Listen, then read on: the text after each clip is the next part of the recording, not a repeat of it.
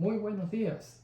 Gracias por recibirnos en sus hogares. Gracias por estar con nosotros y separar este tiempo para un nuevo mensaje de la palabra de Dios. Los saludamos con mucho cariño y deseamos que todos ustedes, por la gracia de Dios, se encuentren bien de salud. En esta mañana, nuestro es titulado Leyendo los labios de Dios, como que si eso fuera fácil hacer. ¿Alguna vez usted se ha preguntado por qué es que Dios hace su voluntad tan difícil de comprender? ¿Por qué es que no nos habla desde el cielo con una voz audible y nos dice exactamente lo que Él quiere que hagamos? Probablemente usted se ha hecho estas preguntas y tengo que admitir que son preguntas razonables que merecen consideración y respuestas. Pues esta mañana vamos a ver cómo Dios le habló a un profeta del Antiguo Testamento llamado Jeremías. Esta historia nos dará pautas en cuanto a cómo discernir la voz inaudible de Dios. Mientras meditaba en este pasaje bíblico, me vino a la mente cómo sería la vida de uno sin poder oír o ver. Anatómicamente cualquiera de las dos, no ver o no oír, representa una pérdida importante en el cuerpo, no hay duda al respecto. Pero la pregunta es, ¿cuál sería un ajuste en el caso de la pérdida de la audición? Tomemos la audición, por ejemplo. ¿Qué ajustes tendríamos que hacer para compensar esa pérdida? Pues pensaba que uno de ellos sería aprender lenguaje de signos. Pero lo veo tan complicado eso. Y la otra opción sería el aprender a leer los labios de las personas que nos están hablando, que no es nada fácil tampoco. Para leer los labios de otra persona, usted tiene que estar cerca de esa persona y no quitar los ojos de esa persona, porque en el momento que usted deja de ver los labios de esa persona, se perdió. Él no sabe lo que esa persona está diciendo. El mirar los labios, aprender a leer los labios, equivale a estudiar los labios de esa persona. De lo contrario, no podríamos tener ni idea de lo que esa persona está diciendo. Me puse a pensar que así mismo sucede con la voluntad de Dios. Dios no solo que es invisible para nuestra vista, sino que también es silencioso. Literalmente no lo vemos y literalmente no lo escuchamos. Y aún así, la Biblia dice, y en un momento vamos a ver este versículo de Efesios 5:17, la Biblia dice que la palabra de Dios nos manda a ser sabios y a entender lo que es la voluntad del Señor. Pero el asunto es que Dios no nos habla audiblemente, por lo tanto entender la voluntad de Dios no es nada fácil. Sería magnífico que Dios nos visitara por lo menos una vez por semana y nos dijera, esta es mi voluntad para ti en la semana que va a empezar. El caso es que si eso en realidad ocurriera, entonces usted y yo caminaríamos por sonido, es decir, por lo que oímos audiblemente de Dios, y no caminaríamos por fe. Y la Biblia no dice que nosotros caminamos ni por vista ni por oído. La Biblia dice que nosotros caminamos por fe. A la luz de la idea de leer los labios de Dios, ya que Él es invisible y silencioso, permítame decirle a ustedes un par de observaciones que serían bien beneficiosas en recordarlas. Digo un par, pero en realidad son dos en una. Pero antes de ir a las observaciones, quisiera llevarlos a un versículo que se encuentra en el Salmo 32, versículos 8 y 9. Cuando usted lee el Salmo 32, se da cuenta que es un diálogo entre David y Dios. David habla, Dios responde. David habla y Dios responde. Eso se llama un diálogo.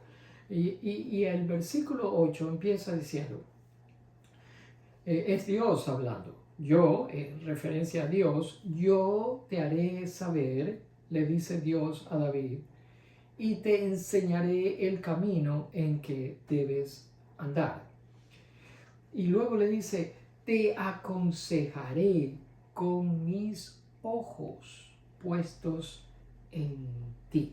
Fíjense que el versículo no dice que lo va a aconsejar con su voz. El versículo dice que Dios lo aconseja con el movimiento de sus ojos. Y el movimiento de los ojos es un movimiento silencioso. Yo no he visto ojos que hagan ruido. Así que sigue siendo Dios silencioso. Lo aconseja a David con el movimiento de los ojos de él.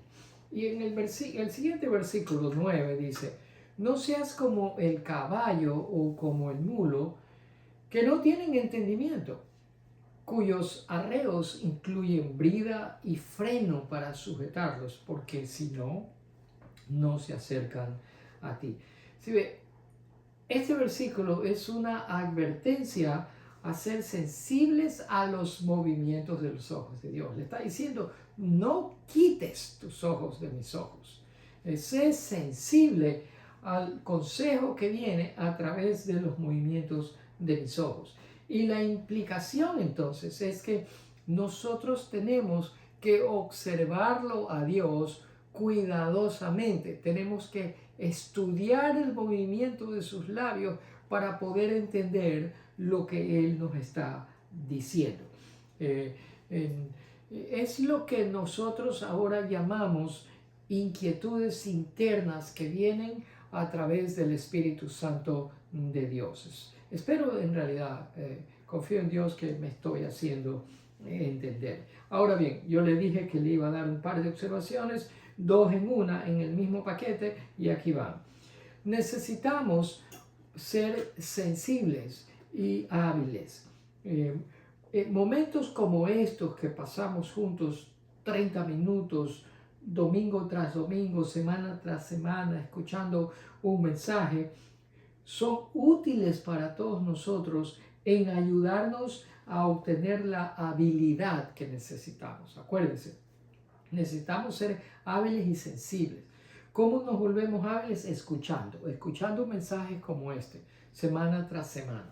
Usted quiere habilidad para escuchar, habilidad para manejar la Biblia, habilidad para entender lo que la palabra de Dios nos está transmitiendo, cuál es la voluntad de Dios, qué quiere Dios que hagamos esta semana. Esa habilidad la obtenemos en base a esto que hacemos todos los domingos. Ahora, la parte de la sensibilidad, porque necesitamos habilidad y sensibilidad, dependerá de cada uno de nosotros, lo cual significa que también debemos ser personas no solamente hábiles, sino también perceptivas y pacientes, porque nada viene rápido, nada viene de la noche a la mañana. La pregunta es, ¿por qué es que yo tengo que ser una persona hábil y sensible? Porque la voluntad de Dios, para decir verdad, es impredecible. No siempre la voluntad de Dios es lo que nosotros hubiéramos esperado. Y nosotros necesitamos continuamente ser perceptivos y pacientes, porque a decir verdad, la voluntad de Dios está continuamente desarrollándose. Así que no nos podemos quedar estancados. Buscamos la voluntad de Dios un momento, de un día, de una semana, y de ahí nos olvidamos hasta la semana entrante. No, la voluntad de Dios sigue desenvolviéndose en nuestras vidas. Por lo tanto, nosotros continuamente necesitamos continuar siendo perceptivos, pacientes y sensibles. Necesitamos continuamente darnos cuenta que a dónde nos ha traído Dios y darnos cuenta que este momento en donde estamos es parte de su plan integral, es un desenvolvimiento de su plan integral y significa llevarnos de donde estamos a donde Él tiene reservado para nosotros que estemos en el futuro. Y ese trayecto, ese caminar de ir de un punto a otro punto, mis amados, va a requerir cambios que usted y yo jamás nos podríamos haber imaginado. Pues bien, hablemos de Jeremías entonces. Es Jeremías capítulo 1, los primeros 5 o 6 versículos. Léalos usted y vuélvalos a leer. Use diferentes versiones bíblicas para que añadan luz y usted pueda entender mejor lo que Dios le está diciendo al profeta Nehemías. Nehemías fue un profeta muy efectivo, usado grandemente por Dios. Y yo creo en mi vida personal que no ha habido un profeta de Dios que haya servido en tiempos tan difíciles como los de Nehemías. Nehemías sirvió al Señor por 40 años y lo hizo bien. Eran los últimos años de Judá antes de caer en cautiverio en las manos del imperio babilónico por el rey Nabucodonosor. Pues bien, Jeremías 1:5. Aquí vamos, ya eso vimos, necesitamos ser sensibles y hábitos. Jeremías 1:5 dice: antes que yo te formara en el seno materno, te conocí, y antes que nacieras, te consagré, te puse por profeta a las naciones. Observe esas palabras que están subrayadas. Antes que yo te formara. ¿Qué pasó? Yo te conocí, yo te consagré y yo te puse. Eso de te puse es dar, yo te di. Implica la generosidad de Dios, generosidad que se amplía en el Nuevo Testamento en Juan 3:16, cuando dice que de tal manera Dios amó a toda la humanidad que dio. Eso es una característica, un atributo transferible de Dios, el ser generoso. Nosotros aprendemos de Él a ser generosos. Dios da y nosotros aprendemos a dar también. Ahora, todo esto que el Señor le dice a Jeremías, que usted está viendo en este versículo, Dios lo hizo antes de que Jeremías naciera. Aquí vemos, lo que vemos en este versículo es lo que hemos venido hablando a través de las últimas 3 semanas acerca de la voluntad de Dios. Y este es el último mensaje de esa serie, es decir, hoy terminamos con ese tema.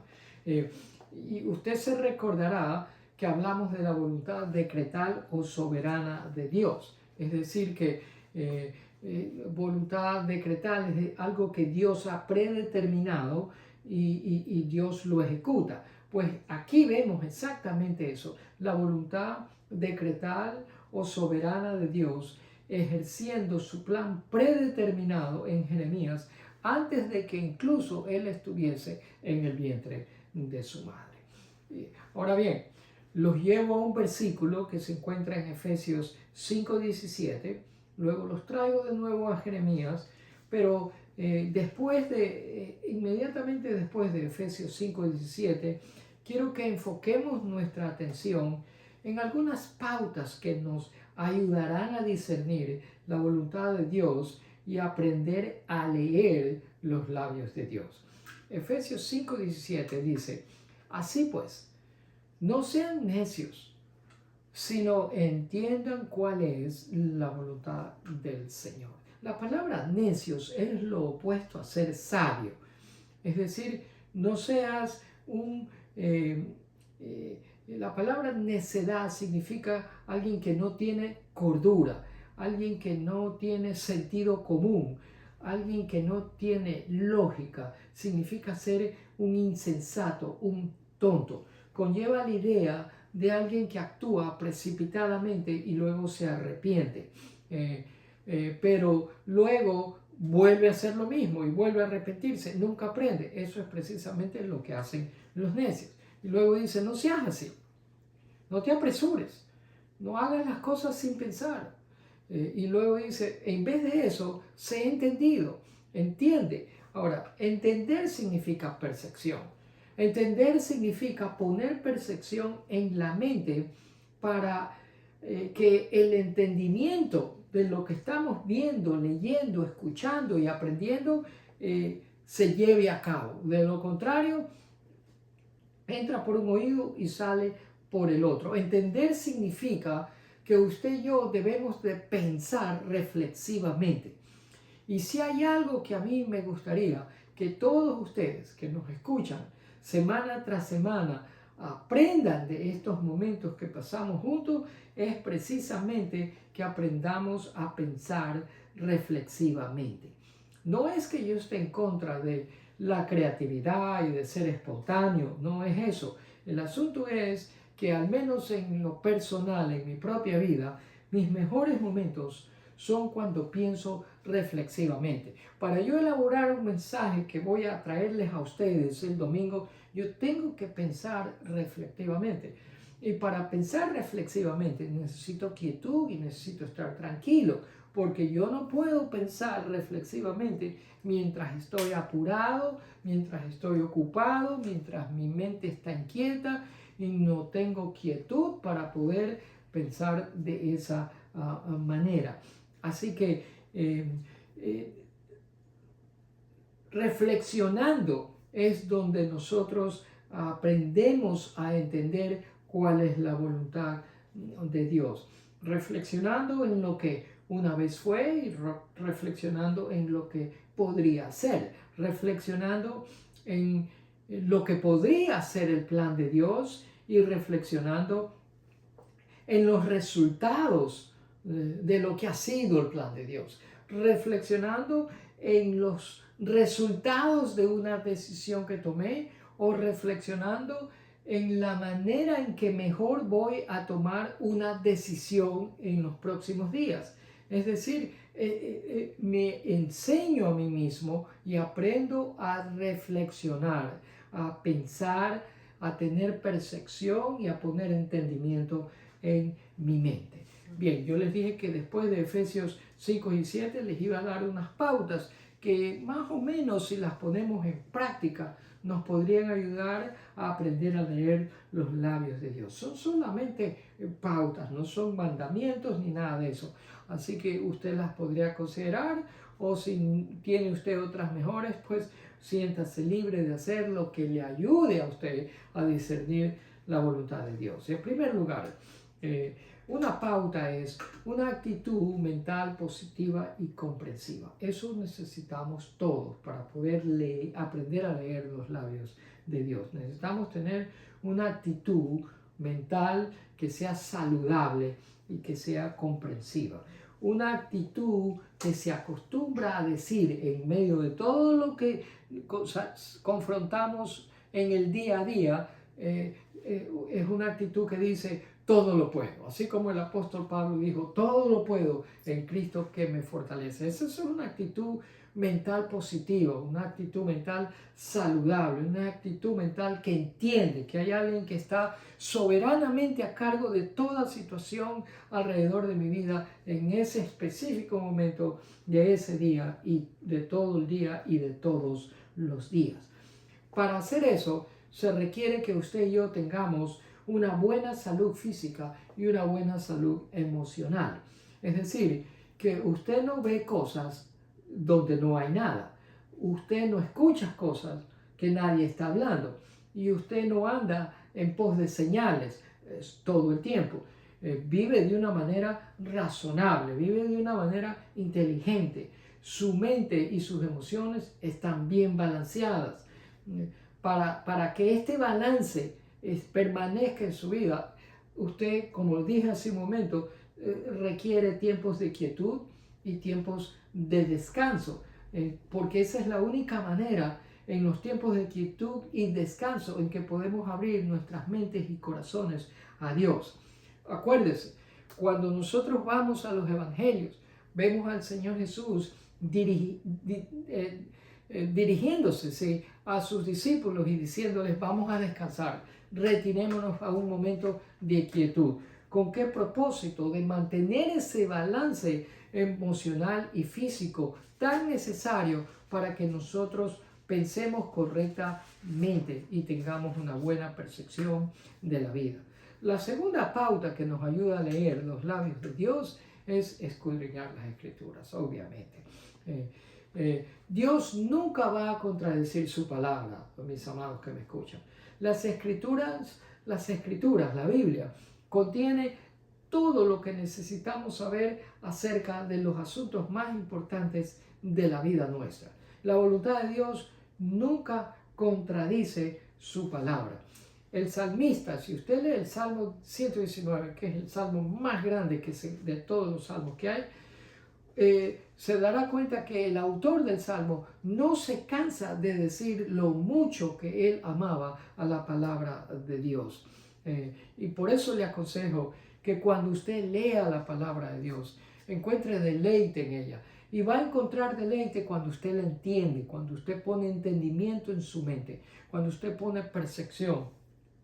Y una herramienta que le va a ayudar a hacer eso es utilizar diferentes versiones bíblicas para que aclaren un concepto y para que usted pueda entender qué es lo que Dios está tratando de decirle. Otra pauta es clarificación y convicción del Espíritu Santo. Como expliqué hace un par de semanas, las Escrituras contienen preceptos. ¿Qué son preceptos? Son mandamientos específicos y concretos. Pero las Escrituras también contienen principios. Esas son pautas más generalizadas. El Espíritu de Dios, el Espíritu Santo, nos da sabiduría para llevar a cabo los preceptos y para aplicar los principios de una manera correcta. Cuando usted opera con una mentalidad reflexiva, cuando usted está abierto a la dirección de Dios, ahí es cuando usted entonces puede aplicar correctamente los principios y llevar a cabo esos preceptos específicos que Dios le está diciendo a través de su palabra. Cuando usted tiene la palabra de Dios en su corazón, esa será como un imán que lo atraerá irremediablemente al Señor, y usted tendrá en su vida ese buen sentido de dirección hacia Dios. A veces le tengo que advertir que eso no ocurre inmediatamente. Nada lo que es bueno ocurre inmediatamente. Todo requiere una cierta cantidad de esfuerzo y de trabajo.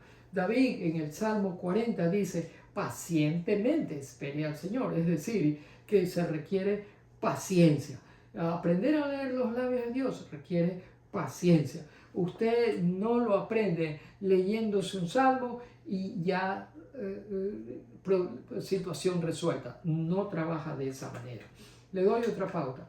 Determine si la paz de Dios viene a su vida en medio de esa situación.